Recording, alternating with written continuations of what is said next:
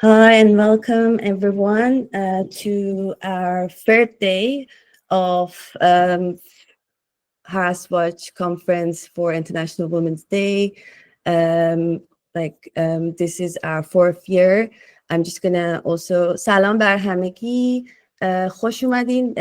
پنل اول امروز کاملا به زبان انگلیسی انجام میشه ولی ما یه اتاق دیگه‌ای برای ترجمه همزمان داریم که میتونین بهش رجوع بکنین. This is the fourth year we're doing this conference. The second year we're lucky enough to open that to kind of our sisters around the world, and because from the beginning the goal has like kind of thinking, especially in the scale of the ongoing horror that the world is and how we are descending into globalized fascism. We just know that like analyzing power and rethinking resistance and liberation can only kind of happen when we come together, see these like relations of how power works across different sites, being it actual like localities or gendered sites.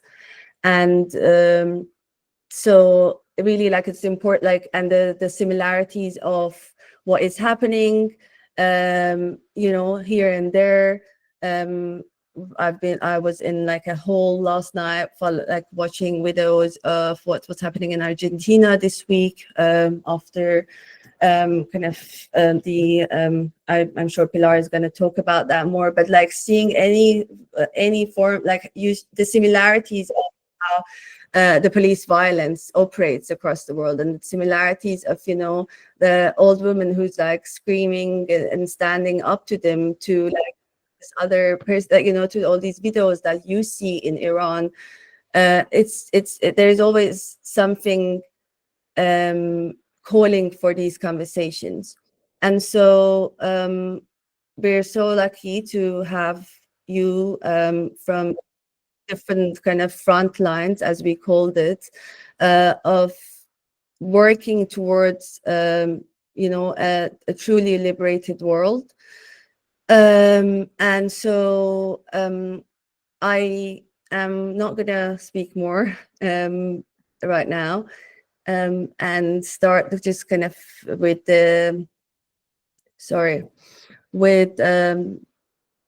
introducing our panelists.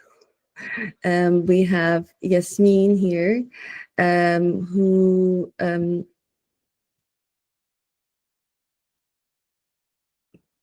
so Yasmeen Daher, who's a feminist activist and a writer from Palestine. She holds a doctorate degree from the Department of Philosophy from University of Montreal, with a focus on ethics and political philosophy. She has taught previously in different institutions, including the University in Palestine and Simon de Beauvoir Institute in Canada. She's currently the co-director and editorial director of February, which is a network for independent Arab media organizations based in Berlin. And I also know that you just recently came back from Palestine, actually. And, like really we're like, that is kind of the picket line, when we get to like the conversation on solidarity. Palestine is like this picket, like we even understand it or not. So very interested, like very happy that we have you here. Then we have Mechla Boumick, which I hope that I'm pronouncing your surname right, because I checked your first name with you, but then forgot that. How's that? How was that as a pronounce? Boomick. It's quite, you're quite near. We don't mind.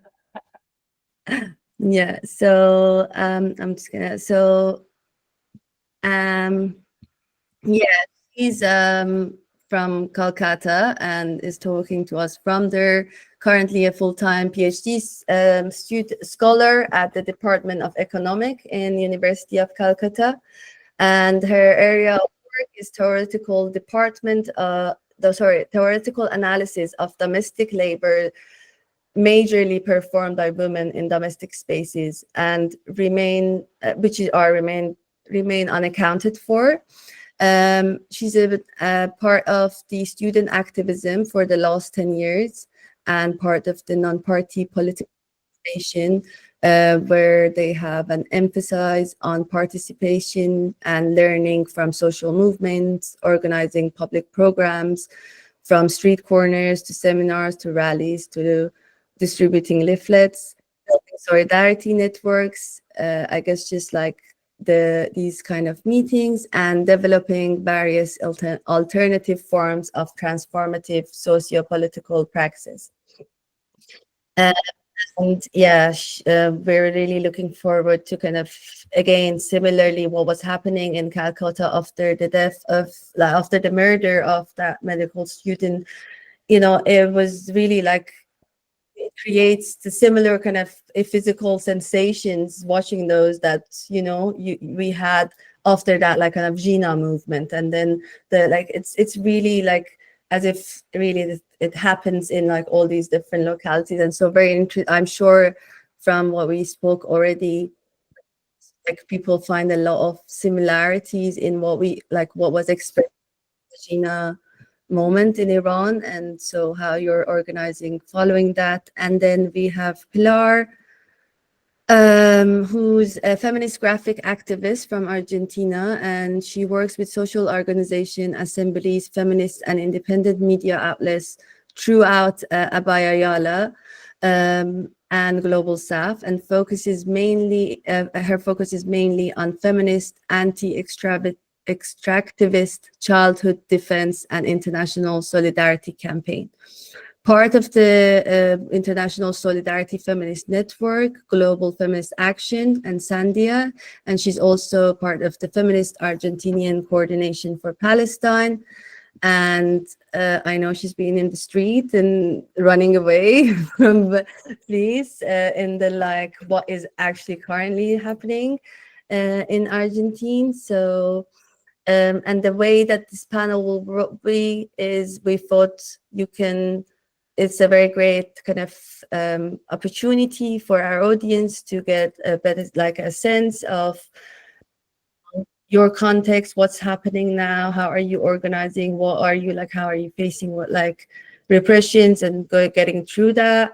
And then, so that would be like 10-15 minutes each of you. And then like to see what, you know, how, if there's any reflections on each other's context, and then we can open it to the audience and have more of a conversation, hopefully. So yeah, I would say whoever would likes to start first. Or Yasmin, do you want to go? Because I think your name was Sure. Thank you so much.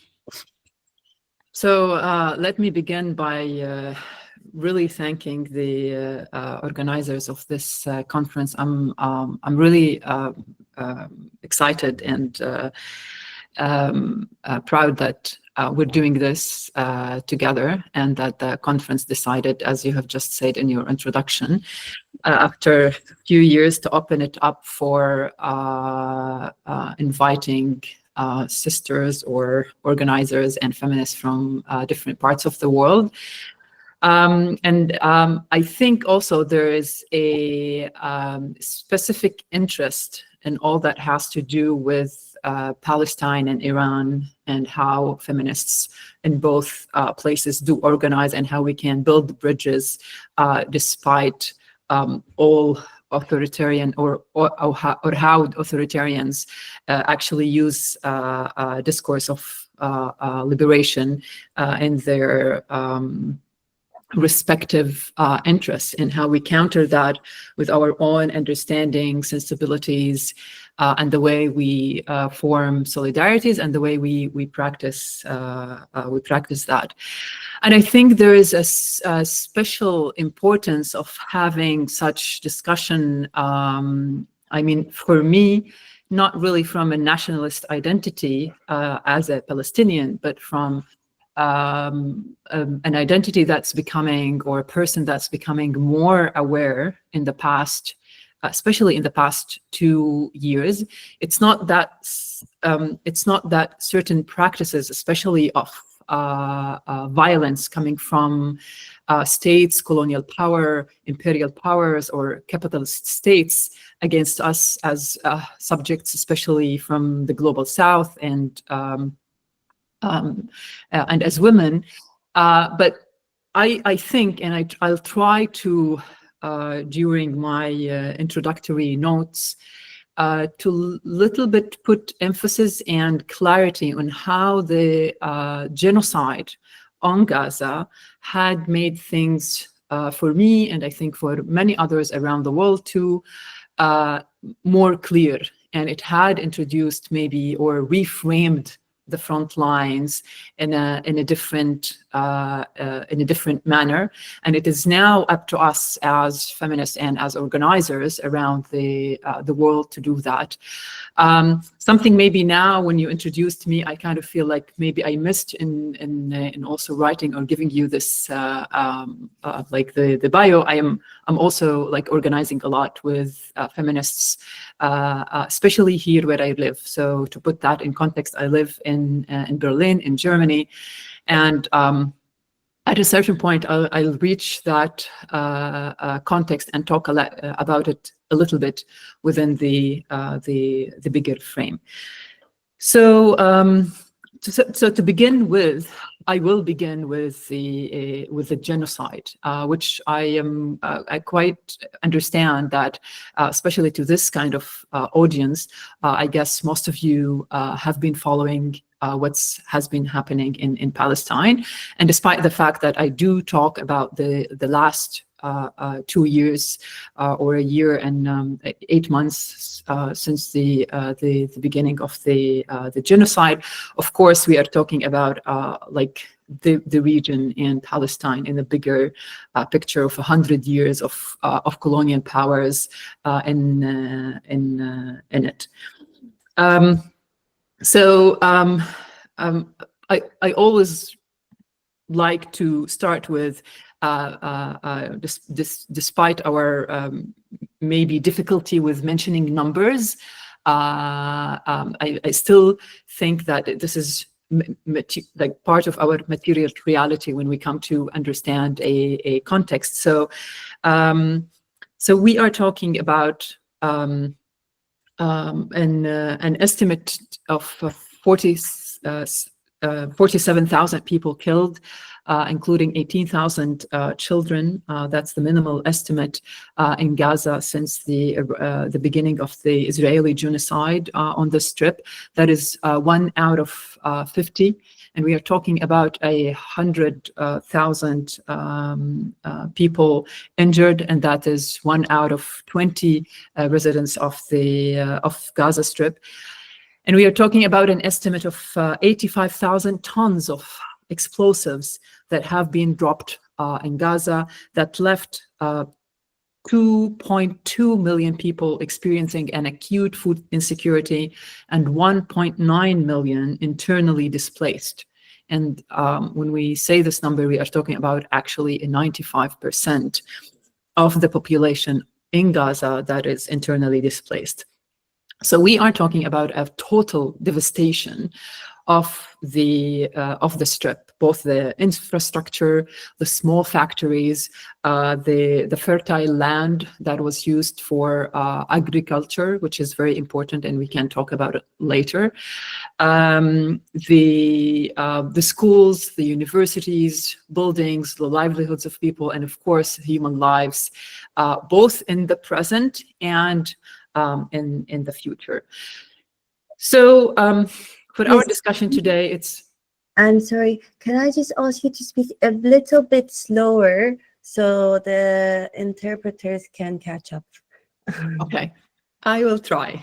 Yeah. I'll take a sip of water. It's not easy. I spoke so fast already myself. With yeah, I know. If it's a written paper, it's easier to slow down. But since it's a train of thoughts, yeah. but I'll do my best. Thank you. And thanks a lot for the interpreters also for doing all this labor behind the scene. Okay, so at the outset of the genocide, we have seen two camps quickly forming, right? So Israel immediately announced what's their intention from the genocide is, or from starting the war, as they called it at that moment in October 2023. They have announced that publicly to everyone, that they are going to cut electricity, devastate the strip, that they are dealing with animals, human animals, that no food will enter, no water will enter, and that was heard by everyone. So the first camp, which have heard this and accepted this as a premise, was Europe, and especially Western European countries, and the United States. And I would emphasize the role of Germany in spearheading this camp. So Israel, Germany, and the United States, which had offered both financial, political, diplomatic, and military support for the state of Israel. At the same time, another camp was beginning to form around the world, and that is, if we want to identify it, we would say people like us around the world, normal citizens, who refuse to accept a world where genocide is accepted, is being actually supported. And rapidly, a global camp was beginning to be formed, taking shape from previously set movements, so previously developed maybe grassroots movements around the world, being that feminist or indigenous or anti-racist, students, unions coming together and really flooding the streets for month over month in an unprecedented scene. And it was also joined by a few also global governments from the global south. So we have seen these two camps being formed rather quickly in October 2023, and we have seen also the global movement for Palestine, for the liberation of Palestine, catching traction, both in its numbers and its force.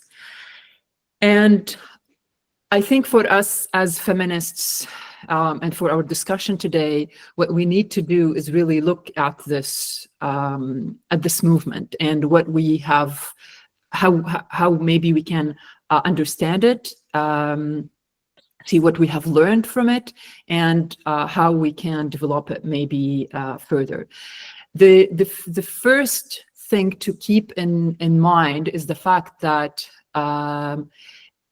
Palestine and before this genocide has been already understood in the minds of people, especially in the left and progressive movements around the world. But I think we can assume that it's a little bit larger than that, as an internationalist cause, as something that brings together really the plight of indigenous people for liberation. And so this is not something new that just occurred in October 2023.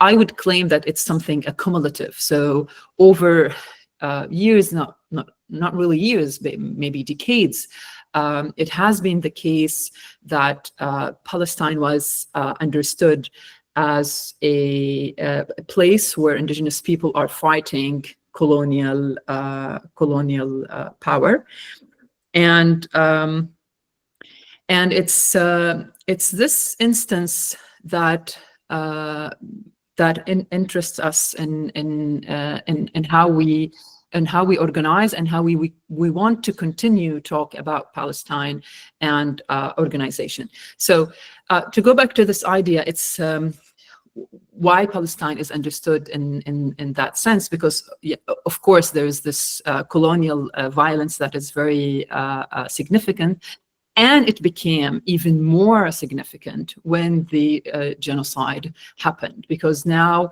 the discourse, the Israeli discourse, is openly clear, and recently the Trump discourse is openly clear. It's imperial powers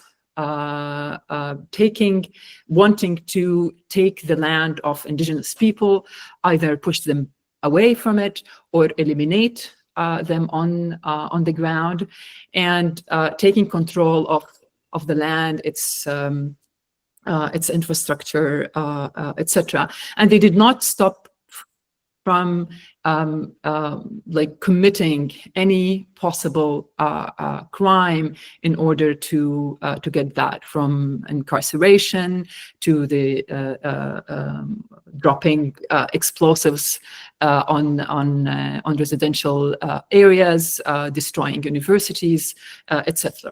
So in Palestine there is a moment of clearance, elucidation, where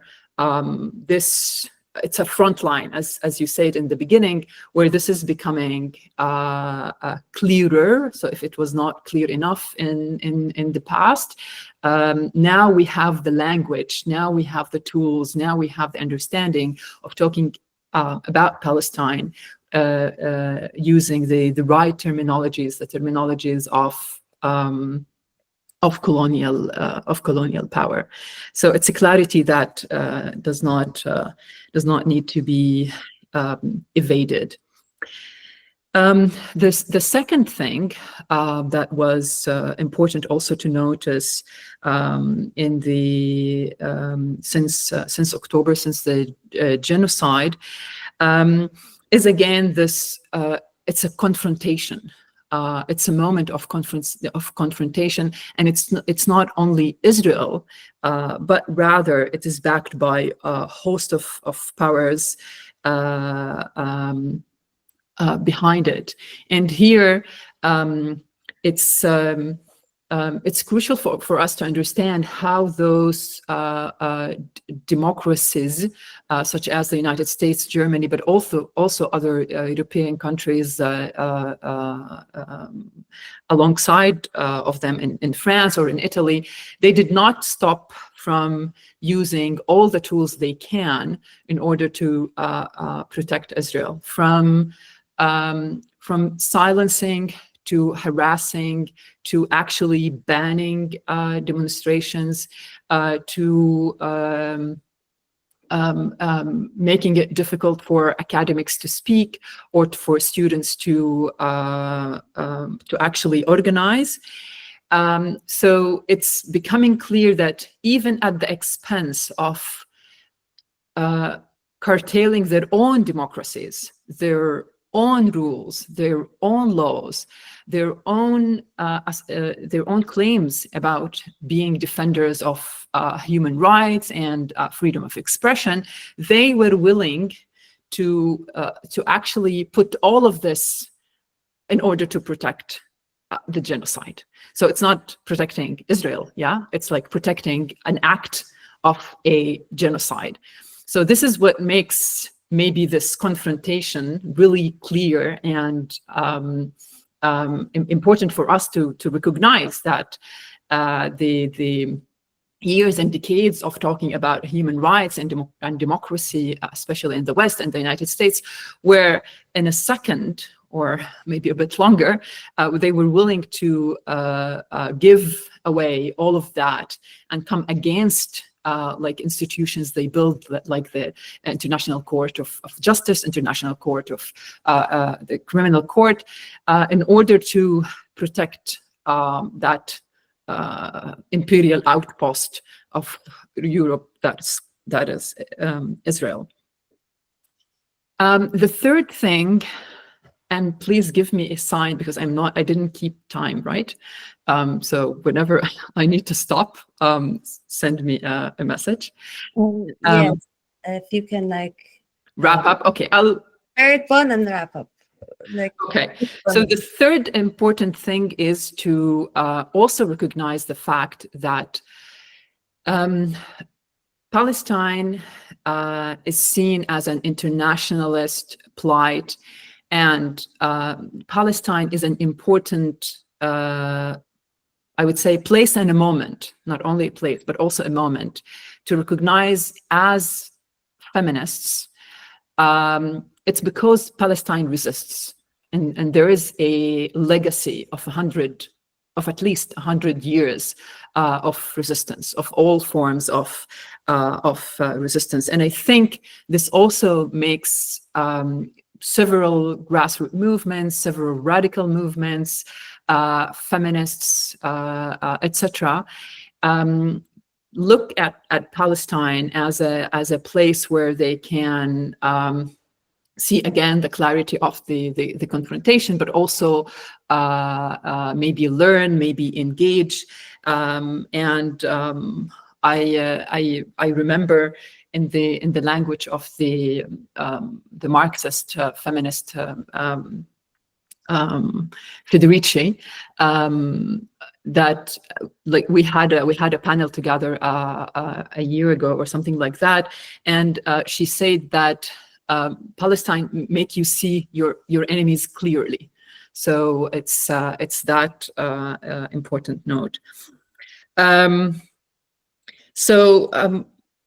I think I will end with the coming note that so if we take this resistance seriously, and I think as feminists we do that, we also kind of like move with the help of what has been offered for us as maybe a new praxis, a new analysis, because of the material, the materiality of the genocide, of what has been happening in the past 2 years in Palestine.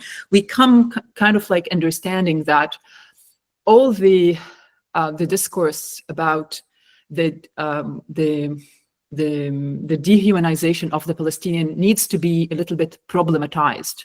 So it is true that the Palestinians are dehumanized, and it's true that they need to be humanized, but it like within a colonial order, which is a world order, it's not only in Israel. We need to kind of like push the limits of this humanization or dehumanization to see how, and especially us as feminists, I think we have been practicing that for decades, how we actually, it's the colonial order only acknowledges a resisting subject, resisting subjects, and that's where we draw the line. That's where we understand the importance of the confrontation, and that's where we need to organize together beyond the national borders that has been also imposed on us by this order. So I'll stop here, and I'll leave the other remarks and notes for the discussion later. Thank you so much. Yeah, there is a lot to come back to, and I'm glad kind of that you started with that, also kind of acknowledging the complicated relationship of like Iran and Palestine, and then whereas it's actually very simple, but it creates complications in certain conversations, and I'm glad that you, I'm sure we're going to come back to that. Pilar or Mechla? Mechla, are you happy to go next? Yeah, sure. I think you knew that, yeah, okay. Yeah.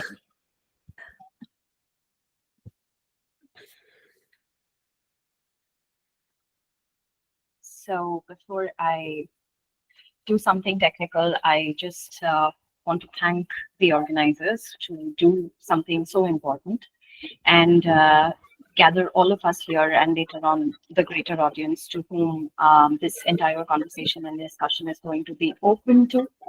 And I'm humbled to be here to share this discussion with my co-panelists as well. I'm going to talk about something that happened in my hometown. It's Kolkata in India last year, 2024. And it was the coming back almost of the movement that, sorry, just interrupting once. One of the person's ID is not mute. Yeah, it's mute. Yeah. So I want to talk about today about one of the movements called Reclaim the Night, and it happened last year in Kolkata, surrounding one incident that happened. And while I talk about it, I couldn't just resist sharing with you the snippets of it, the visuals of it, and I'm sorry that I can't share the experience because I was there, almost living and participating in it. But I couldn't resist showing you a few things while I talked about it. So I have a small PPT with me, which I'm going to share. And while I talk, you can see what was there in front of me. Of course, probably even just not even 1% of what I saw, what I experienced. But yeah, that would, I think, would be very thrilling to see.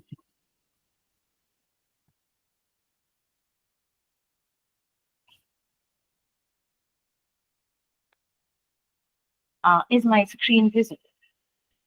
It is visible, but you're now sharing your whole screen. Before you were just sharing your tab. Okay. I'll try the other way.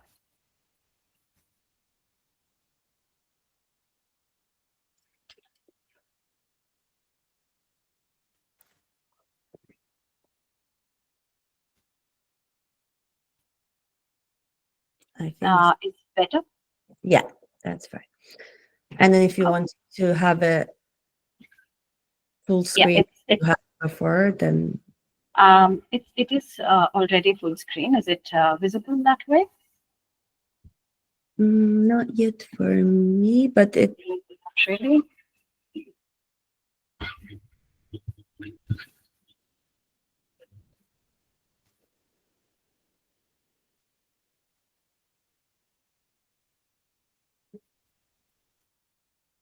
How about now? Cut off for a bit now. Now perfect. Okay. Is it okay? That's perfect. Yeah. Okay. So I'm not going to go back in history too much because what I have in my share of time, I really want to share some of the things that I saw and I experienced in terms of the movement that happened. But we know that Reclaim the Night was a movement first, which where people really took their march in Leeds on November 12, 1997. And being inspired by it, there was another march in 1976 in Brussels, where the Lead Revolutionary Feminist Group organized a similar event. But very interestingly, this tagline of Reclaim the Night, the slogan of Reclaim the Night, came back in my city after a horrific incident that happened on 9th of August, where 2024, where a 31-year-old junior trainee who was in the premises of a government-run hospital got raped and murdered.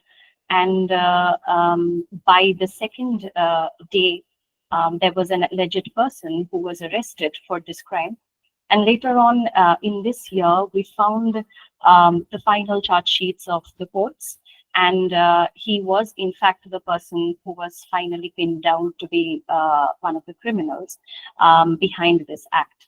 But what happened was or what was interesting here is that very unfortunately, our country, our state, every city, every district, we find and we kind of hear various incidents of sexual violence, assault, rape, abuse, and it's almost like an everyday event to every people of the society. But this incident particularly seemed to stir something deep inside. And what happened after this was not something that we see every day. So it was 9th of August, as I mentioned, where this incident happened. And by 10th, we had an alleged person who was taken to the custody for the proceedings. But what was stirred inside the society was beyond these judicial proceedings, which was happening and which we could see. We saw that there were a deep upsurge that was happening around us, a deep unrest that was expressing itself. And we were nearing our Independence Day, that was on 15th of August every year. So there was a call by women to assemble on the eve of the Independence Day, that is in the night of 14th of August. And the poster that we see here is the first poster that was making its round in the social media, where there were 3 locations being called out, where women were saying that, come, let us gather and let's reclaim what was never ours, and let's reclaim the night, reclaim the space, reclaim what has never been heard till now, that is the basic safety, the dignity, the freedom that we always wanted. Now, this demand was of course, inexplicably tied to the demand of justice, justice for the person who died, justice for the woman, the trainee doctor who was at her workplace and was raped and murdered that night on the 9th of August. So, but I would also like to come back to this demand of justice for Archie Court. That was one of the slogans that resonated throughout the society. But what was interesting, before coming to that point, I would show you what happened within hours of this call. So when this call was given out by common women outside, and this poster was just circulating, we saw that within 3 to 4 hours, there were numerous calls of the same kind, which was Reclaim the Night, but it was coming out from different parts of the city, different districts and different kind of places, and so quickly that it almost seemed like that the word has spread like a wildfire, and indeed it was. And the posters that I've kept here is something that I just picked up from my cloud storage, because that's what happened. All of our phones, mobiles, devices, computers were flooding in with posters every hour. And all of these posters, because some have Bengali slogans written on them, I suppose it is hard to understand, but every poster was from a different place. These were other posters from other places where people were calling in their local areas for women to assemble and reclaim the night. Mechla, can I ask you to just speak a bit slower as well? Okay, sure. Thanks. Sure. I would just request you to keep my time, because otherwise I might just miss the limit that has been given to me. So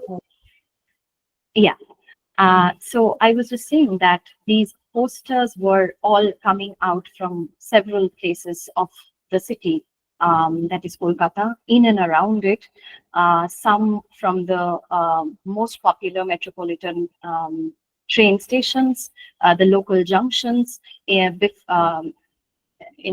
the front of the libraries, the schools and universities, and across the streets where people were coming out for assembling and taking out rallies. Now, after and of course, these slides do not contain all the posters, and it's not possible, because what happened was remarkable. what we saw as it went on and on, we really saw that it also went outside the country, where people were also getting ready to get assembled across and beyond their own places. And we heard a call from places like Atlanta or Leeds, etc. Now, on the night of 14th August, I personally went to one of the places near my home, but what happened is we saw people coming pouring out in the streets with placards, posters, and the Indian flag.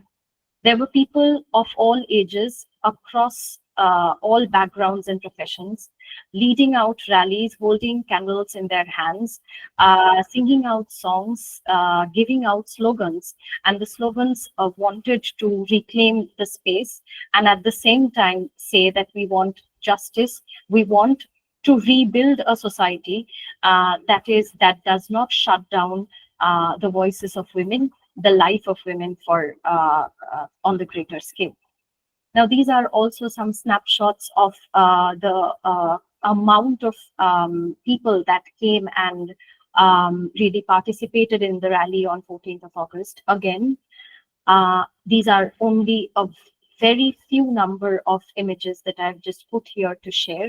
And there are hundreds and thousands of images that we got on 15th, that is the Independence Day, where people were out on the streets with the Indian flag and no other flag, but only posters where people and women and children and elderly people were trying to outcry their dream and their rage against the incident, their dream to rebuild a society which is more justified. Now, the reflections that came along with this movement is that we saw that there were this entire event of Reclaim the Night on 14th of August was not really an end or something that was an exemplary event where it started and it ended there. It was only like a beginning. So there were various slogans that came out, but one of the slogans that really resonated with people is that we want justice. But interestingly, this justice, as I wanted to speak about it at length, is that this justice was not only the judiciary legal proceedings against the man or one man or three men or the institutions which has contributed to the rape and murder of this woman inside the hospital, but it was more of a justice in a broader sense beyond the liberal idea of justice and the idea of getting some kind of as if compensation to what happened. So people were calling out for a more justified society, a society which is transformed and a society which is not built on the walls and the crumbles of patriarchy as an ideology and as a system. So what happened from here on is again very interesting and remarkable in the sense that it was no more one event or one rally that ended with that day on what happened in 14th August. There was almost like people were practicing to protest. They were creating a culture of protest where the forms of protest also started to vary and take very diverse forms. So on one hand, we could see there were streets that were filled with graffiti and paintings. And these are again some of the graffitis that were seen where people were drawing either all night or they were organizing themselves to block some portions of the road to write out the slogans that they want or the images that they wanted to draw in form of protest. There was also, as I was saying, rallies and street corners and demonstrations almost every day or at every end of the week, which almost continued for more than 4 months after the incident. So I'm a working person, so I go out to my work, and when I was returning home, very personal bit here, It was hardly a day that I missed to see a rally passing by when I was in my public transport. So this was a very different Kolkata that I saw, and a different city that I was watching, and a different kind of slogans that I was hearing from people. Because another important fact that happened, that something that we observed here, is that when people organized themselves against this this incident, and when they went on protesting as if creating a new culture of protest, it was not under some necessarily some political banner, necessarily not under some political party or organization. They were assembling maybe sometimes under the banner of the school, or the university students were getting along.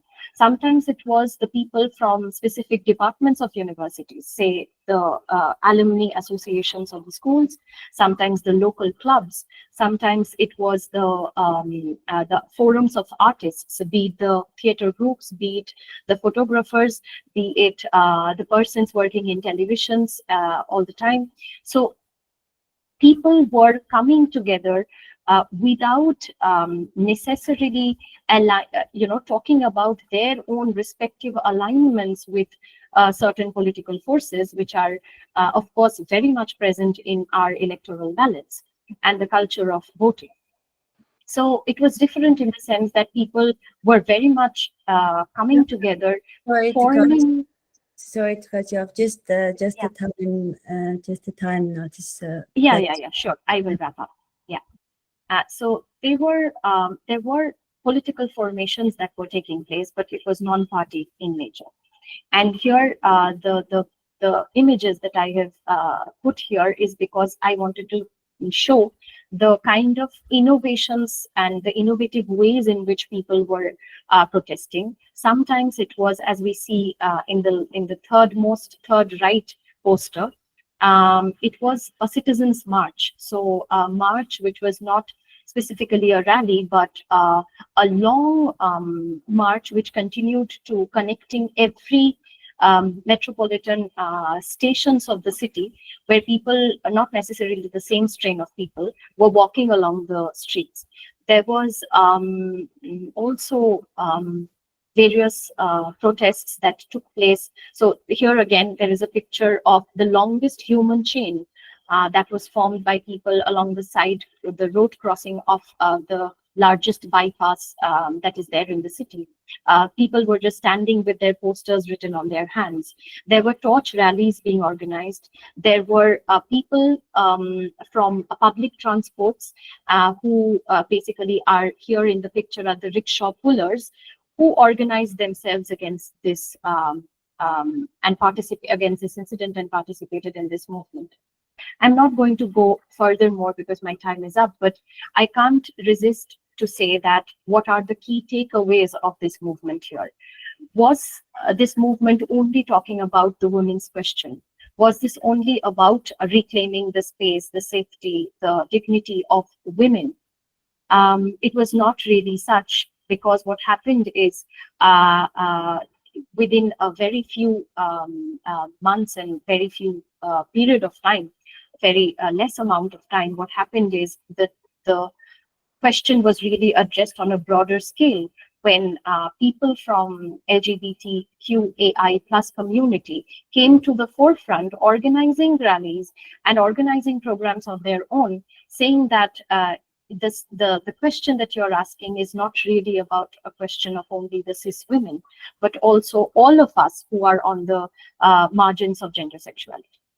So this was, again, a very important thing when we looked at the rallies, which never hoisted any kinds of flag other than the national flag of India. But when it slowly kind of took in the flag of the rainbow flag, which was very instrumental in playing a role in the movement, and it questioned the heterosexual patriarchy and its institutions on a broader scale, because the moment people from the community came up giving their questions of safe space and dignity and security and workplace conditions and their place in the society, their place in civil society. They were also questioning how we imagine families, how we imagine organizing in terms of resisting and constantly going into confrontation with the state. Because the moment you reimagine families in terms of in terms of going beyond heterosexual patriarchy, then you also question how the state functions as a whole. The families being one of the key social units. And of course, it brought about various critical points in terms of how it brought in newer fissures and contradictions. But of course, they are not resolved at this point. Of course, all questions that this movement raised is not questioned and answered and addressed, but it really imagined and reinstated a different way of political praxis, and it broadened the question of what we understand as feminist movement and the question of women's rights and women's lives. Thank you.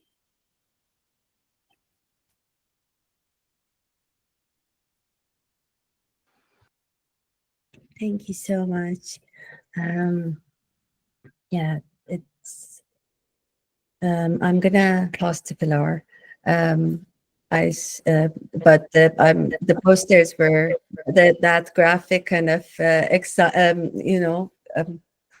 creativity that comes out, and then I saw Pilar like really enjoying that as well. So I guess it's a good pathway to kind of how you do your activism, and then yeah, panel is yours.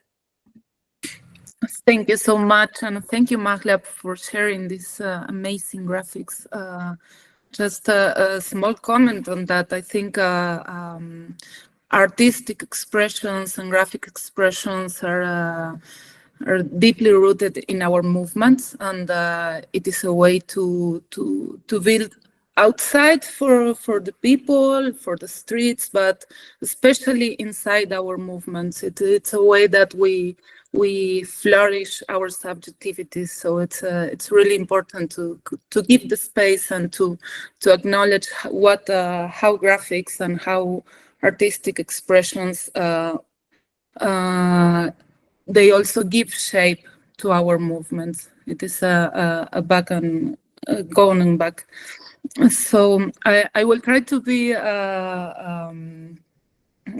small in my presentation, because Argentina is a country with so many things going on all the time. We always say as a joke that 1 year in another country is like 1 week in Argentina, you know. It's like everything is happening all the time.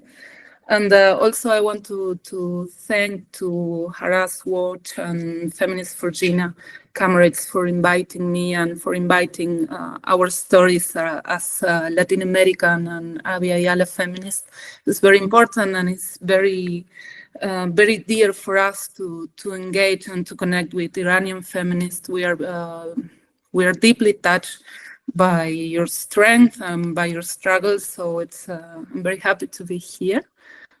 So I will make a small context on what's happening in Argentina, because I think outside Argentina, people just know that we have this far-right crazy president, but it's very important for us to talk not just about his personality and these things that they are building up, but what is really happening to the people in Argentina. First, to say this far-right surge that we are facing in Argentina, it is aligned with global trends of far-right movements as United States, Europe, etc. And it's happening in the context of the crisis opened after pandemics, and also a longer-term erosion in governance in Argentina due to the deterioration of living conditions and long-term austerity measures and things like big inflation, like 300% in 1 year, which is hard to explain also in the living of the people. and also past governance that they instrumentalized women's rights and human rights and LGBTQ struggles to justify these wider policies of austerity. So when the right wing gained power, they did this link between the instrumentalization of women's rights and the loss of the deteriorating of living conditions. So this is a small context of how Milei and how the far right gained power in Argentina. He arrived as president in 2023, and we had in an economic offensive with privatizations, with the elimination of subsidies, with a massive increase of the public service cost, as light and transport, etc. Also, a high transfer of the common goods to multinational corporations. This is an ongoing process also. We have petroleum, we have lithium, we have very important common goods that are being give us a gift to big corporations. Of course, a deepen in the IMF dependency. Argentina has the biggest debt with IMF in the whole world, and this is being deepened also. And of course, the cuts in human rights, gender, disability, and AIDS programs, which lead to mass layoff and the closure of offices and benefits such as cancer medications and HIV medication. This is the concrete consequences of these economic measures. In terms of political offensive, we have a legal and strong concentration of power in the presidency office. We have governance by decree. We have a violation of the separation of powers. It's a presidency that it's ruling by decree with things that are not his matter. And this due to a very weak opposition, a very weak political opposition that negotiates this kind of things. And of course, there is a political and legal offensive against grassroots social movements, especially the ones that are responsible for keeping the life of the people going on, the ones who hold the collective kitchens, the ones who hold the popular economy cooperatives. They are facing this strong attack in media. They are facing legal attacks. They all have tries to cut the funds. They are holding the food of the kids. They are holding tons and tons of food just to attack these organizations.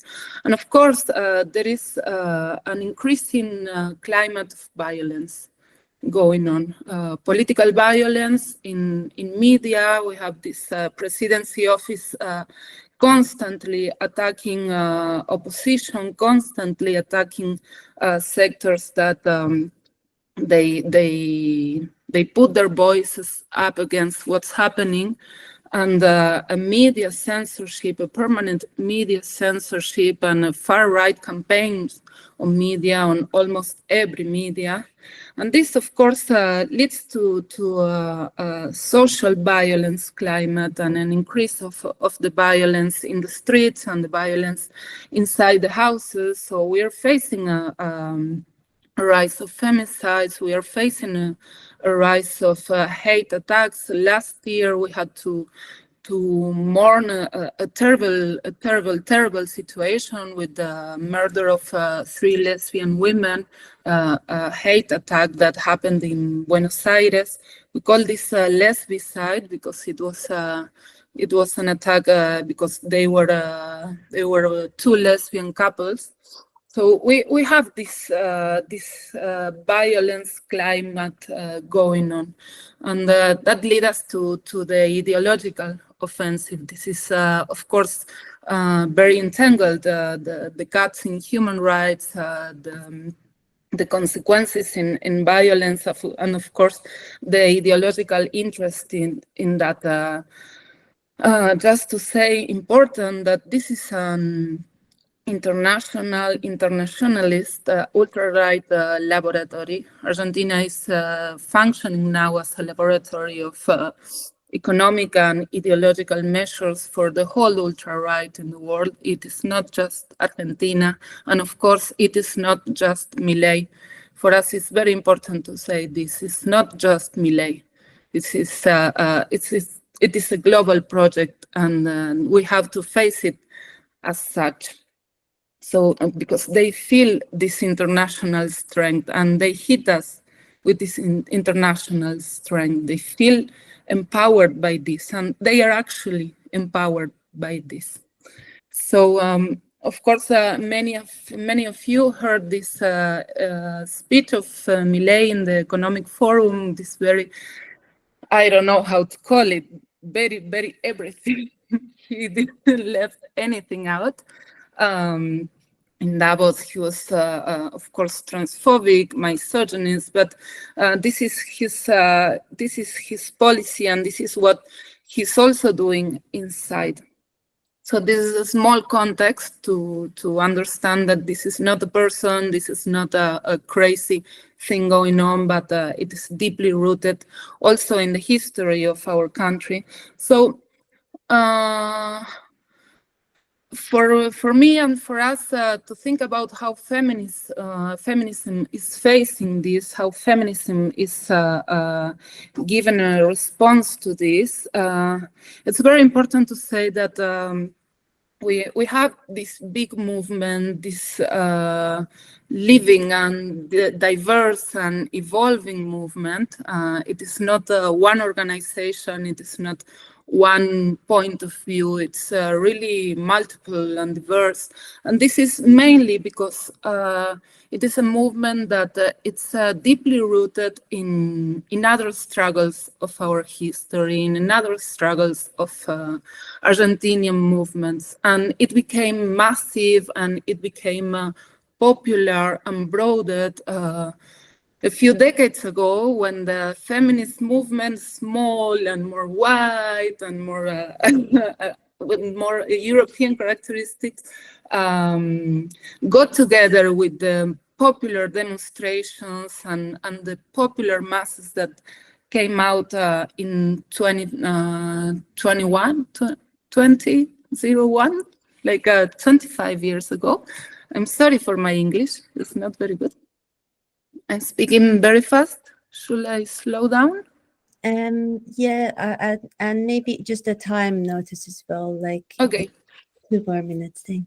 Yeah, just for us, just to say this, the power of the feminist movement and the strength of the feminist movement lies in its transversal spirit. Lies in the unity with other struggles. We became strong in content, and we became strong in amount of people when we united with other struggles. And what is happening now, we face this very, very heavy, very bad repression last week, and it was a mobilization that it's going on every Wednesday for the retired people. Retired people is having a very bad time now. 30% of the austerity that's going on in the country holds in the backs of retired people. So this last mobilization was very important for us, but also for the government, because it gathered a whole other fights, struggles. It held a lot of sectors calling for this demonstration. So it was heavily repressed. Also, after this Davos speech, a big anti-fascist assembly, very massive, with thousands and thousands of people, in the whole country gather, and we called for an anti-fascist demonstration, a queer pride anti-fascist demonstration, but was actually a catalyst for many, many, many struggles. So we found all of us, it was tens of thousands of people, because we gained stronger in the unity, and this is the power of feminism against this strong sense of despair and disorganizations, against the isolation of the struggles that the ultra-right is imposing to us. We are again finding each other. So this is a power of feminism. We grow stronger in difference. We grow stronger in unity with difference. So for us now, what's happening, even with this strong repression, even if we have a comrade that is fighting for his life right now, we are regaining this feel like that we are getting together again, and we are recovering our democratic and popular tools, our assemblies tools, and we hope this is the beginning or the continuation of deepening organization, because one of the main challenges we have is how to deepen organization despite only street mobilization. We have to face organizing and not just being in the street. So for us, all the time the question is this the beginning of something else, or are we just going back to our houses, and are we going just back to continue disorganized and in despair? So there are many things I want to say, but we can continue this in the interchange. Yeah, thank you so much. I will bring Yasmeen and Mkhla back here as well, and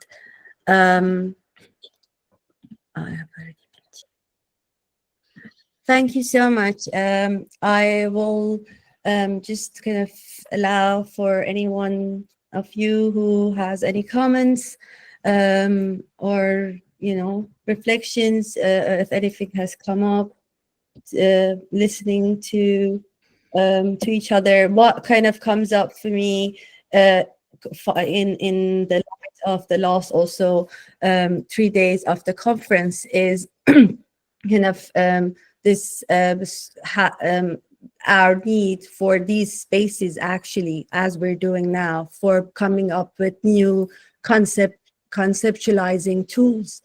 Because as we see, like, that sense of there's a surge of activism. People do come to the streets for Palestine. We go, like, these moments happen, but then how do we, because we don't want to recreate the similar structures that are out there, and because we're don't want to have hierarchical organizing, and these, like, defining these new forms of coming together needs time. But then there is the material reality of kids not having their food, getting their food, or people actually dying.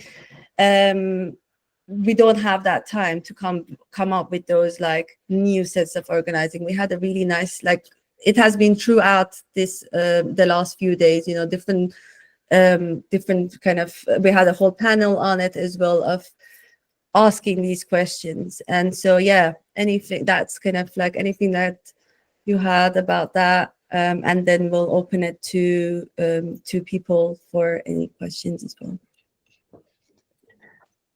Can I go? Yeah. So thank you, Pilar, and thank you, Michaela. I think there is one or two ideas that we kind of like shared and talked about directly and indirectly. And one of them is important for me to flag and emphasize. I think it was mentioned in Michaela's introduction and notes, the new culture of protesting, if I'm using the right sentence. And then again, in Pilar's notes, she talked about the diversity of the protesting, the differences, the unity, and then how they are forming new ways of coming together. And for me, in the past few years, actually, being involved in feminist movements back in Palestine and here in different forms of feminist organizing in Berlin specifically, there is one thing that I think has been changing, and maybe we need to, in order to draw lessons from how we want to organize, we kind of like sit with and analyzing and understanding the framing that we have been using and how is that different. So when I look, for instance, at Palestine and the maybe the previous generations of Palestinian feminists, and I'm talking about maybe the 60s, 70s, 80s, that kind of generation, which really was which paved the way, was very courageous in how much they were in the front lines of both countering and starting revolutions, both in their personal life, at work, and facing patriarchy, and facing the Israeli occupation and violence in the streets on daily basis, but also as they formed movements. And there are like some beautiful films which I can recommend. Naila and the Uprising is one of them that tells the story of the first Intifada. I think in the past 10 to 15 years, I guess our language and how we radicalized the movement has changed. While it is true that we can still talk about how the Israeli state violence is actually gendered, and how it targets Palestinian women, like in checkpoints, in protest. They are targeted by physical and sexual violence. How Israel actually uses femicide as a tool for colonial control. How our reproductive capabilities and motherhood and families are being destructed, and that's a colonial tactic to destroy the Palestinian society and make sure that it does not continue in the future. And of course, how Palestinian women are being incarcerated, imprisoned, etc.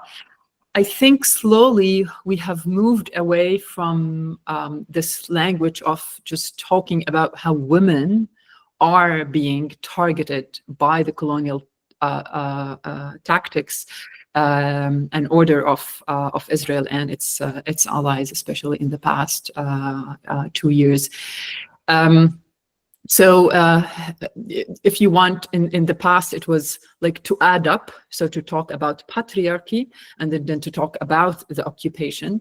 And I think this generation of feminists is finding a way of actually blending together and understanding how the militarized entities, how patriarchy, colonialism, how sexual freedoms, how incarceration system are all set to actually work together in a way that subjugates both men and women. So we kind of like moved away from maybe what was offered to us by liberal feminists around the world as a tools of understanding our feminism, or as a language of putting together our lives and understanding, okay, how the Israeli violence is gendered and how it's different, etc.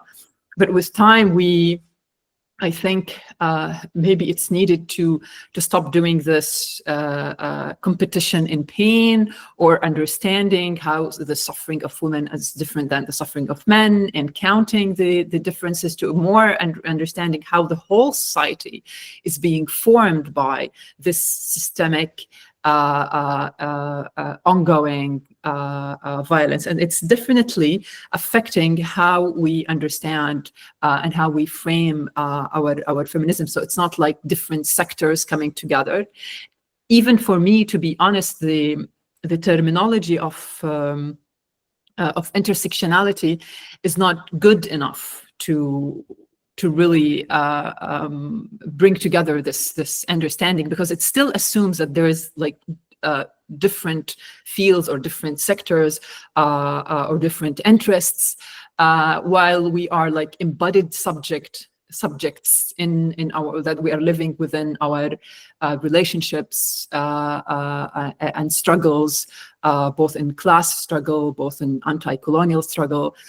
So I think especially the kind of feminism that is dear to my heart and dear to many other feminist heart is like decolonial feminism, which is really puts the dots where they should be, and that's bringing us back to the roots of the problem, both in an anti-colonial struggle, class struggle, anti-imperialist struggle, etc. Something else which came to mind, which has to do with organizing, I guess, and I feel that Pilar has stressed it, and it was in my previous notes also, something that I would like to put here for discussion. That also in the past few months, and with all the unprecedented movement that we have seen against the genocide taking place, with the blending of different movements together, we do understand that this movement did not actually stop the genocide.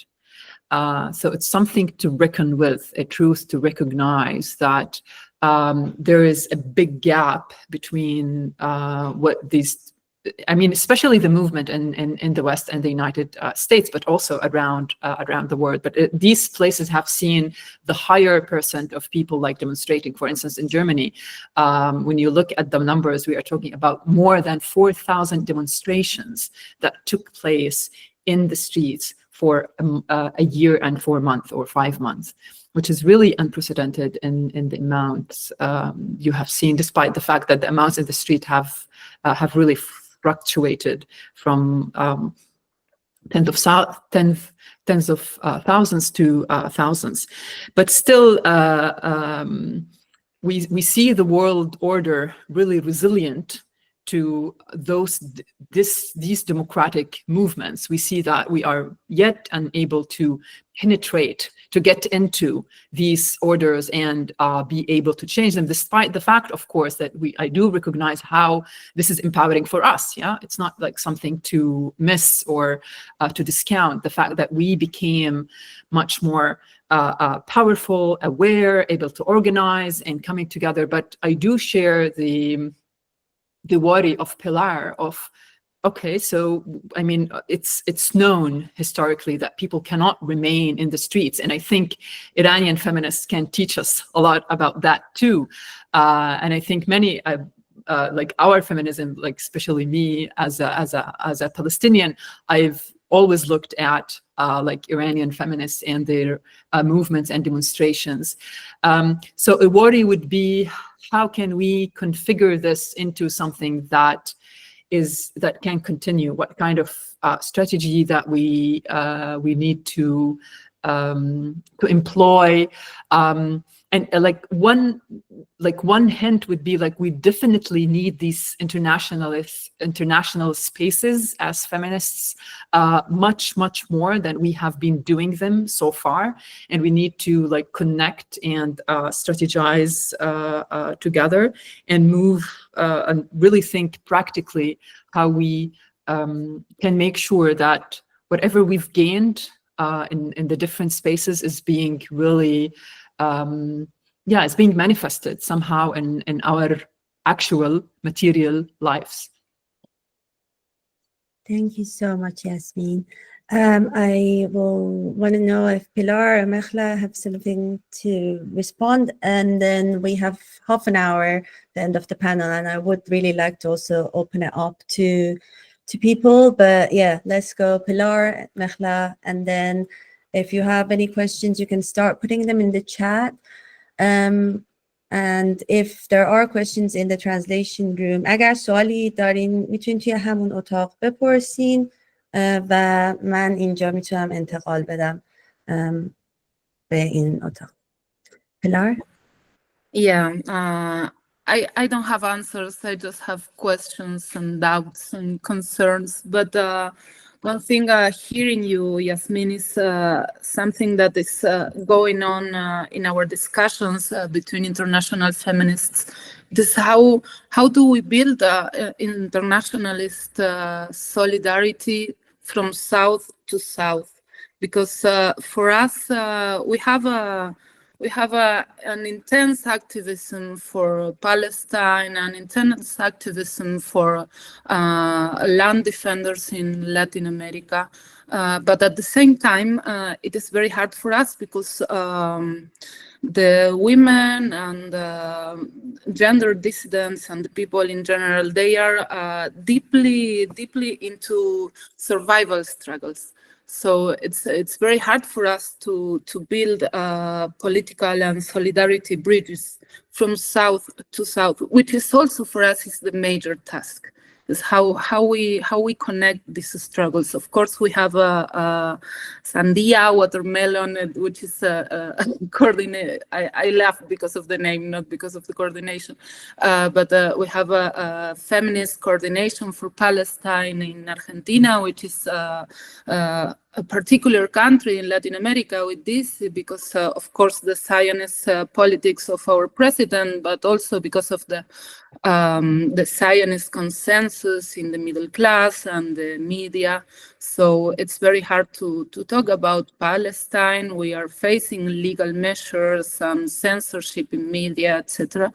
But for us, the question is this: how we build a grassroots internationalism from oppressed people to oppressed people. I think these kind of questions are very important for us in times where we feel like our struggle tools, our classical struggle tools, demonstrations and riots, we have the impression that we are not talking the same language with this enemy. It is the same enemy as usual, but at the same time,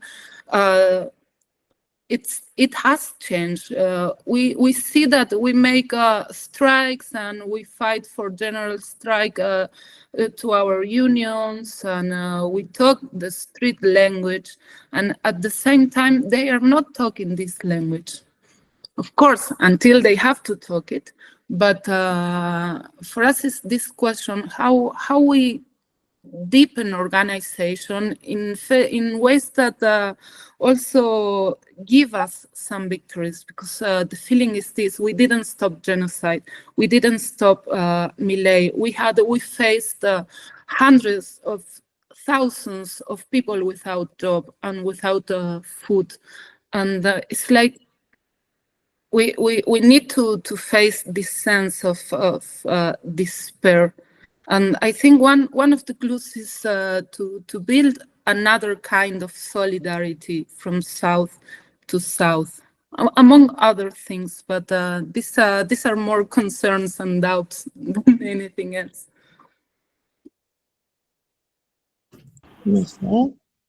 Yeah, I will not take much time because, of course, we want to listen to other people questioning us, and the conversation can get enriched. But just to respond to what Yasmin and Pilar has been talking about, I also, as I was pointing out to the last end of the presentation, that the movement, however, what I saw, what I witnessed, what the country saw really, was very enthralling, and it's very exciting for something like this to happen, to raise questions like this on a societal level.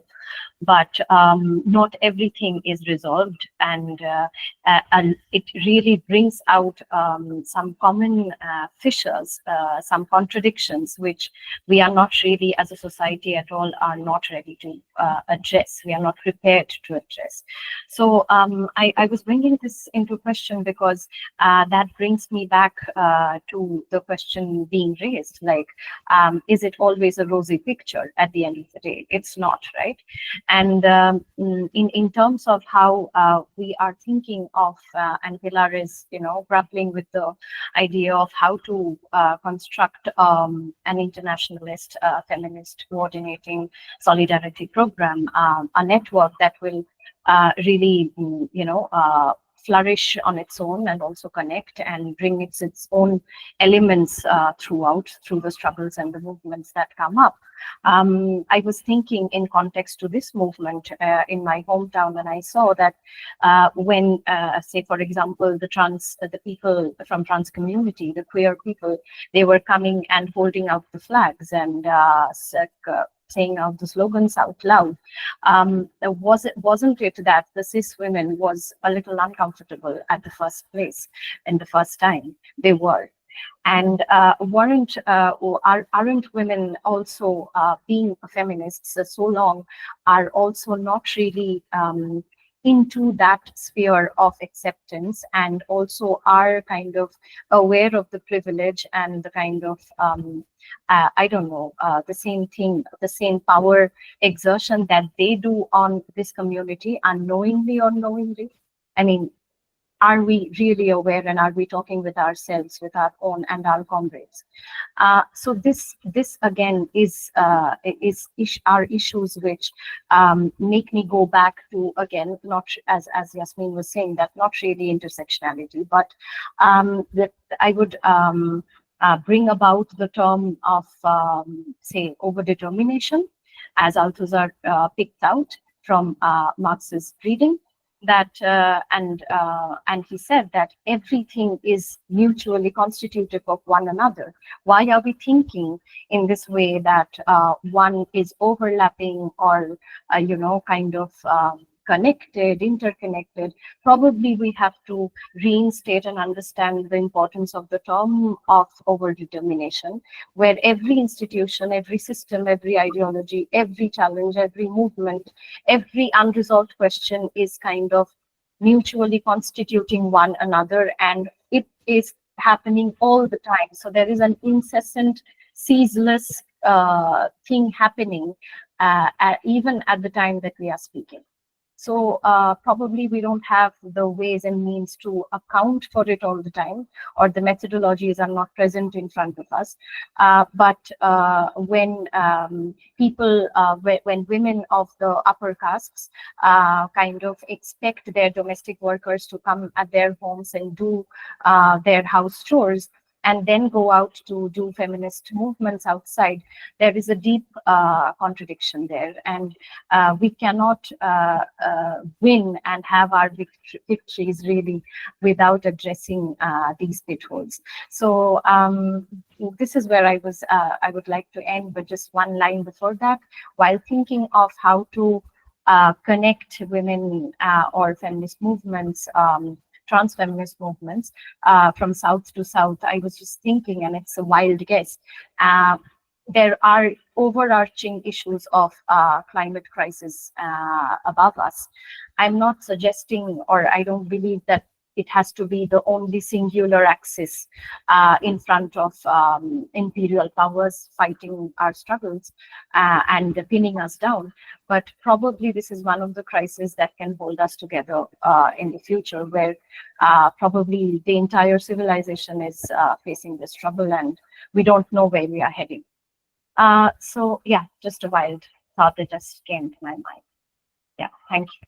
That's quite interesting to kind of also think that, do we need to have a shared cause, like does your pain, does the pain needs to be shared so we can show solidarity, like, oh, this, that's a very interesting point. That is that ultimately the case, or is there, like, can we also, like, how does solidarity work then in more complicated kind of dynamics where Iran presents itself as the champion of the Palestinian cause, and as Iranian people you are being oppressed and violated and killed by this, like, the same kind of actor, and how do we then show solidarity in those kind of situations when yes, at the end of the day we say power is colonialism and imperialism and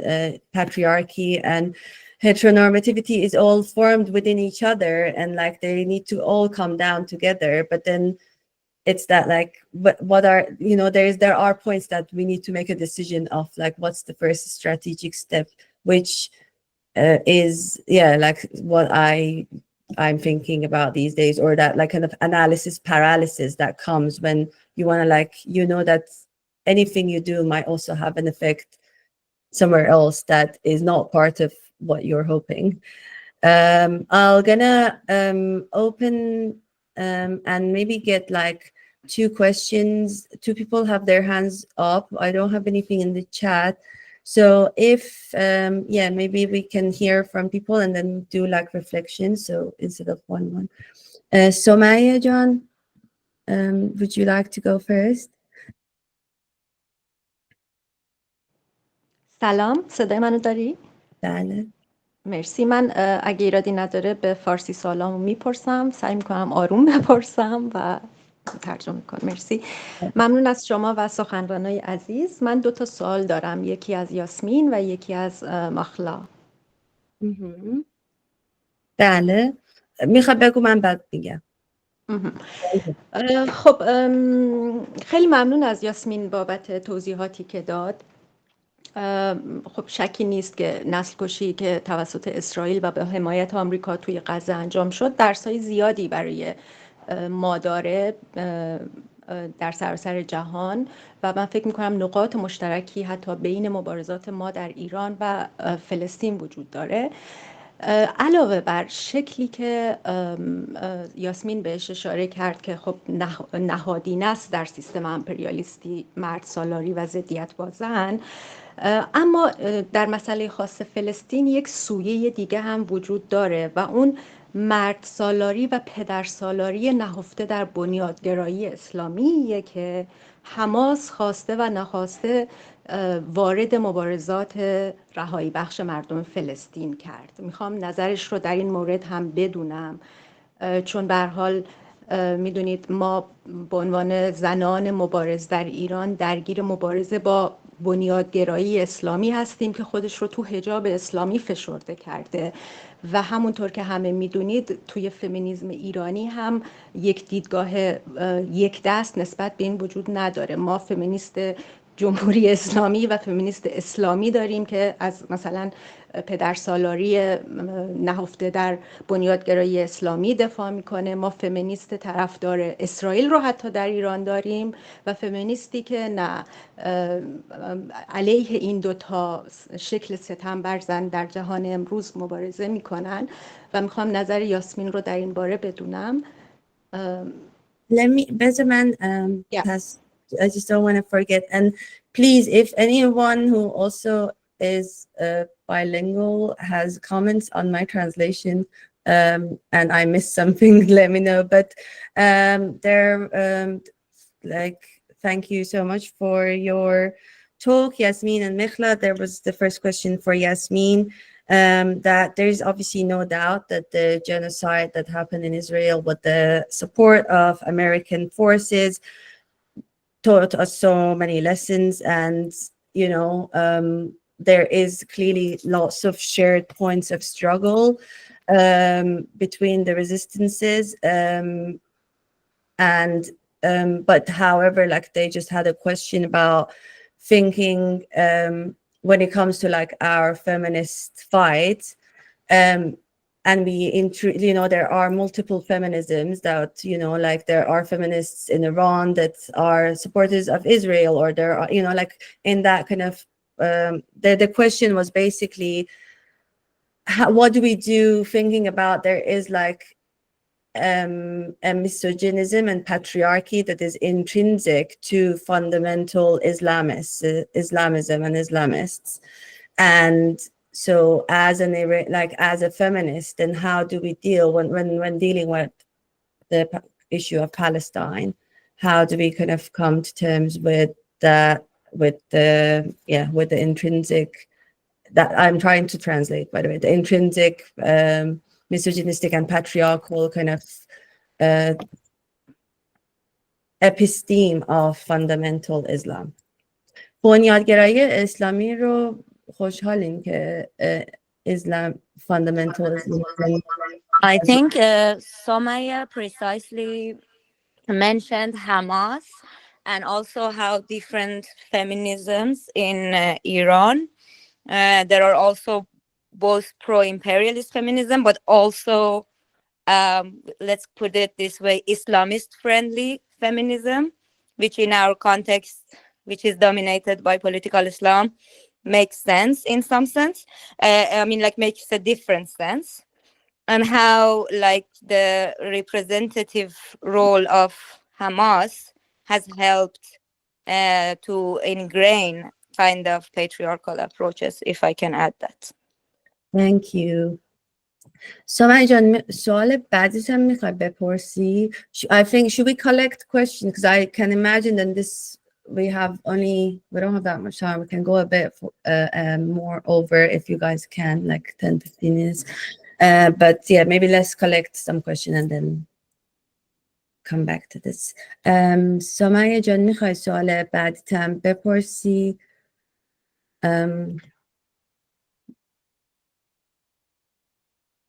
Or I don't know if Yasmin, do you want to like have your first kind of response to this? We obviously definitely can like a whole this. Yeah. Okay. مرسی. به من فقط در مورد سوالم یه نکته دیگه هم بگم که گفتم ما توی ایران فمینیسم اسلامی هم داریم. میدونین که به هر حال داره شکلی از این ضدیت با زن و مرد سالاری دینی رو نمایندگی میکنه. میدونید خب. و یه نکته دیگه در رابطه با یاسمین این که اشاره کرد که مثلا آلمان یا آمریکا به قیمت، حالا اگه عین کلمش یادم نیست، کنار گذاشتن دموکراسی در کشور خودشون و مفاهیم دموکراتیکشون حمایت کردن از اسرائیل برای نسل کشی. خب این یه واقعیتیه، ولی میخوام ببینم که با توجه به این فکت تاریخی که اصلا اسرائیل به عنوان بخشی از دموکراسی سرمایه‌داری امپریالیستی و مورد قبول اون ساخته شد به عنوان یک دولت نیو استعماری در واقع، و از طرف دیگه با توجه به این مسائلی که امروز باهاش مواجهیم، میدونید ظهور فاشیسم در دنیا و تأثیراتی که به طور ویژه در همه جهان بر مسئله زنان، بر مسئله فلسطین و بر خیلی چیزهای دیگه میذاره، میخوام ببینم که اصلا ربط این دیکتاتوری رو توی سیستم سرمایه‌داری چطوری میبینه. بر اساس این خیلی در مورد سازماندهی صحبت کرد. صداتون داره قطع میشه و فکر میکنم که این شاید یک مسئله بعد دیگه ای رو بخوایم باز بکنیم راجع به شکل گیری اسرائیل و یعنی اون شاید سوال اول رو میخوایم جواب بدن و آره بعد آره باشه، مسئله نیست. بذار من سوال دومم میپرسم و دیگه وقت تو نمیگیرم. سوالم هم از مخلا اینه که مرسی که گزارش خوبی داد در رابطه با وضعیتی که توی کلکته و مبارزه‌ای که انجام دادن. سوالم اینه که این موج جدیدی که زن ستیزی توی هند به شکل این خشونت‌های و تجاوزها به زنها خودش رو داره نشون میده، به نظرش آیا مرتبط هست با این دولتی که سر کاره و ساپورتی که به اصطلاح اون فاشیسم دینی هندو داره توی جامعه پیش میبره و همینطور داره در موردش از طرف دولت حمایت میشه؟ میدونی این رو هم دوباره در ارتباط با تأثیرات بنیادگرایی های دینی مختلف دارم میگم. گفتم که تو سال قبلی ما نوع اسلامیش رو در ایران تجربه میکنیم، یهودیش رو در اسرائیل تجربه میکنن زنان، هندوش رو در هند و مناطق اون اطراف. میخوام ببینم که مرتبط میدونی اینها رو یا نه، و مرسی از وقتی که به من دادی. So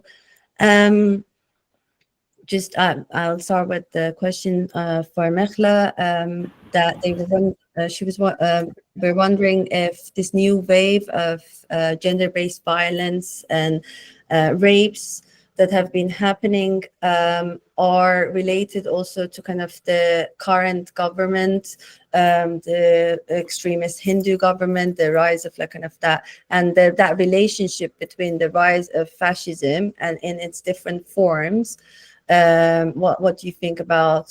You see the religious rooted ideologies and fundamentalism that, like, you see in Hinduism in India, or in the form of in Zionism in Israel, or like they have this question of, I guess, if I'm right, against someone, that you're kind of like getting into thinking about religious fundamentalism in its different forms, and then how, for example, in your context, are you think that there is a link between the rise of the right Hindu government with the rise of more like this new wave of gender-based and violences and rapes? Do you want me to respond now? I guess that would be maybe a short response. Okay. So yeah, in respect to the question, of course, I see that there is a direct relation between the rise of the far-right government and the last 5 to 8 years, the central government's policies and the ways they want to resculpt the society in terms of how they imagine the gender roles. It's almost like re-establishing what the gender, the norms of the gender binary were. So the kind of policies, the kind of outlook, the kind of social groups this party has, who are in the central government, right, is kind of bolsters the gender binary. So we know what Trump has declared. So again, in terms of how USA will recognize only 2 genders from now on. So in one way, this is very much, this has a very deep effect on the society in terms of kind of trying to erase and reestablish the gender binary, which is not the case. So to nullify gender sexual fluidity in all terms. So while it does that, at the same time, it reinforces the normative gender roles. So what does it mean to be a woman? What are the woman's roles inside the household?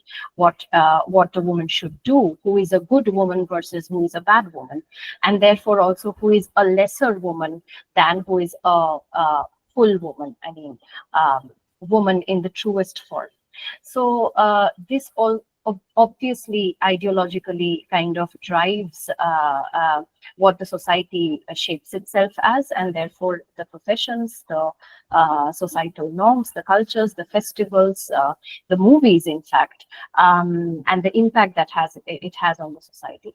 So definitely it has a deep connection with it. And we also have news all the time about the central governments and the people who are in power. They get to abuse their roles in the ministries where they have their positions, and at the same time they kind of can get away by doing various kinds of gender-based violence and discrimination. And the recent example being the person in the sports academy who was confronted, and yet he got away. Even he has various allegations and reports against doing sexual violations upon the women of the sports, the wrestlers. So, but again, he's still holding the position in WFI, the Women's Federation of India. Now, so these are, I mean, I can't end unfortunately, the list of things that happen all around. And of course, it's not the case of my country. It's also connected with the global rise of fascism and the kind of ideologies it propagates on the gender plane. Yeah. Do you want me to take up the question that was raised to me? I think so. Yeah, I think that's okay. important. Yeah, because I know we're short in time. So I'll try to be short. So first of all, just a general maybe note. Like I, as a feminist, I do have a difficulty with geopolitics, right? So like just thinking about stuff about like our lives, about like our bodies and our rights as well, in terms of like which power is supporting whom at what point, and then how we draw the line, and then just move it from one geography to another geography. And I think as feminists, we need to like be wary of this, conscious, and all the time try to not necessarily contradict, but at least pose questions regarding how not to accept geopolitics as like the frame of understanding, or the frame for taking positions against or with or etc. So this is one note. Another note would be that I think there is a long history how political Islam has developed in our area, in our region, including Iran and including Palestine. And these are different. So the kind of political Islam that has developed in Iran, it had its own history, which is not the same political Islam that we see in Palestine. And for one example, in Palestine, it's not a state power political Islam. It has, I mean, it started as a resistant movement to the Israeli occupation and colonialism. This is its history. So it's important not to put that outside of context, and then to look at it in a way you look at the authoritarian dictatorship regime of the Islamic Republic in Iran, and it's important not to evade this history while you understanding what is happening. And even when Hamas did, for a very short-lived period, try to be it was democratically elected, right? So it did not fall on people by a helicopter or by a coup. So it was democratically elected, but still it was not allowed to actually rule the strip, because immediately everything was closed. It became a prison. So it was never really a power that was tested in normal standards, in normal situation. So I think we should keep this also in mind. Another thing we should keep in mind is that the claim about like intrinsic patriarchy that is in Hamas or in other fundamentalist Islamic groups, etc. I think as feminists, we like, especially if we are coming from legacy of the left, of progressive movements, maybe we have been in different political parties throughout our lives. We do understand that patriarchy is actually also in the left. Right? So it's not anything that is, we can claim that is ingrained. And I do have a difficulty also with the word ingrained, because I feel like it's both deterministic, because it's like setting the tone, closing the possibility, and it's orientalist. It's the way we look at our identity from like an outside. And more than that, I think it does not introduce any materialist reading of our situation. It's as if we are just products of ideology. So there is an ideology, and this is the product of it. But we do understand also as feminists, and we have been talking about how we want to navigate and how we are navigating and radicalizing our movement. We do understand that we are products of our economic, socio-economic situations, of colonialism, of resisting colonialism. We are not just, we are not objects, we are also subjects. So understanding all of this just as like patriarchy is ingrained in I think it's problematic, and I think it does not give us the leeway, the place where we can navigate and actually push against these borders, and understand that, again, we do need this material reading of how we came to that point and what kind of reality we are facing against, and what kind of context that Hamas or not Hamas has been, they evolved in. Which is different, and we should understand this differences.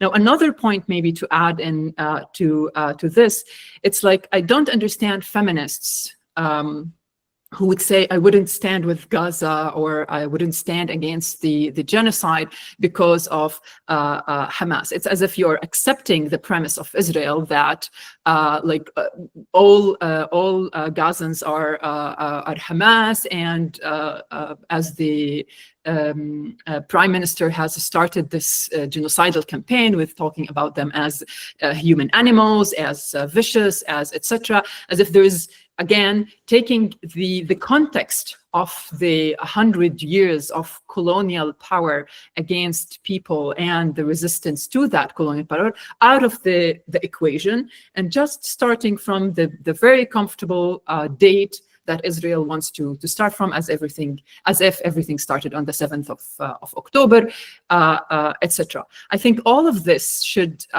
problematize the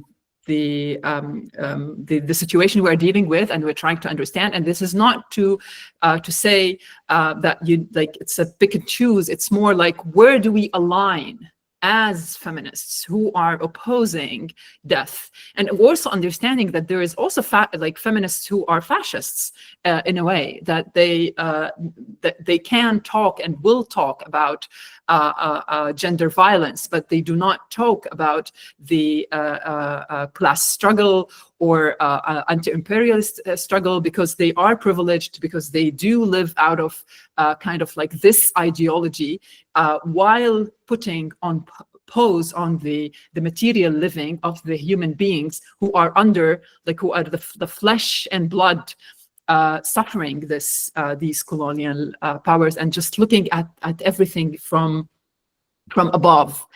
So yeah, I understand that this is can be a contagious discussion, but I think it's important to put just these comments into our minds and like grapple with them for now and in the future.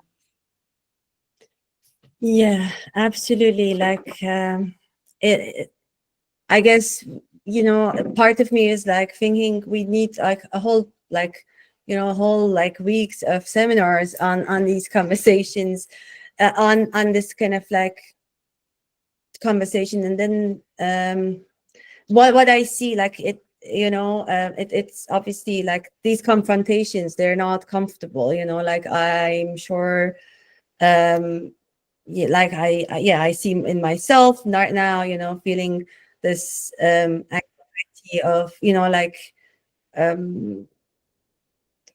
it's in a way like unbelievable to kind of start wanting to think about ideology when, like, you know, we just, if for a second we remember the numbers, you know, that have been killed, and like kind of think about what does the existence of Hamas have actually done for like the, you know, for the lives of people, like, you know, how can we even start arguing with that?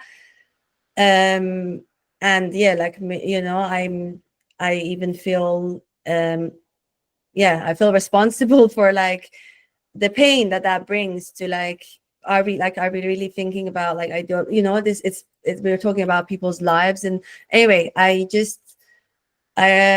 think what I learned about this is, of course, when we come together, it's like these are conversations that need to also happen, because I know from our audience, like, I know that probably for every time we're going to have someone from Palestine, you know, there will be people who want to still ask that question.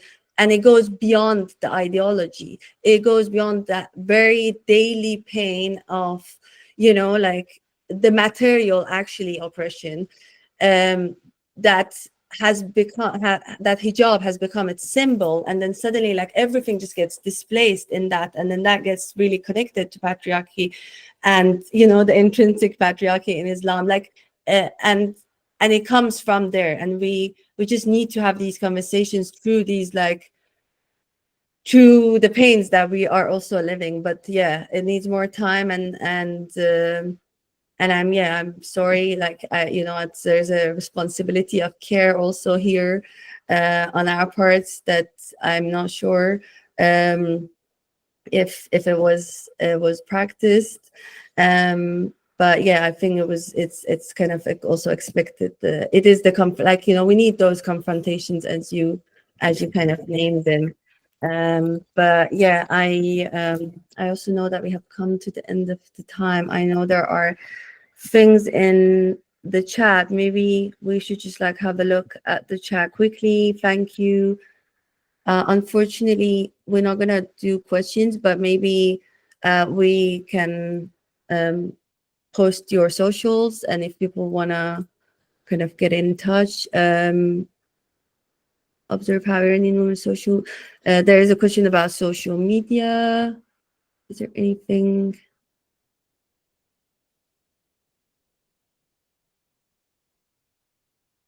Yeah.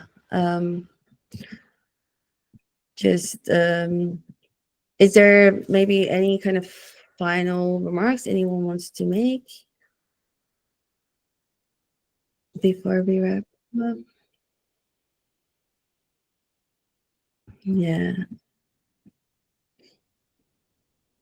Yeah, thank you, everyone. I had a series of thanks to make as well. Thank you so much for Thank you all. hosting and for all the work, and thanks for my colleagues at the panel.